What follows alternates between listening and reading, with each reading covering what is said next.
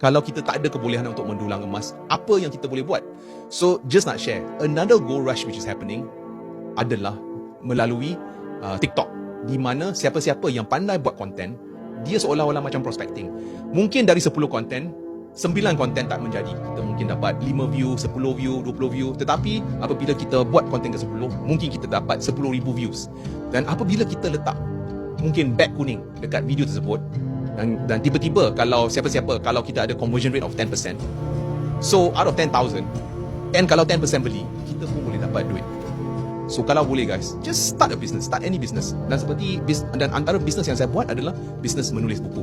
Antara solusinya adalah untuk start a business, dan saya telah tulis buku bagaimana untuk start business yang berada di beg kuning kat bawah, di mana saya bercakap serba sedikit tentang bagaimana saya start business, dan saya mengajar you guys bagaimana untuk start business sebagai newbie.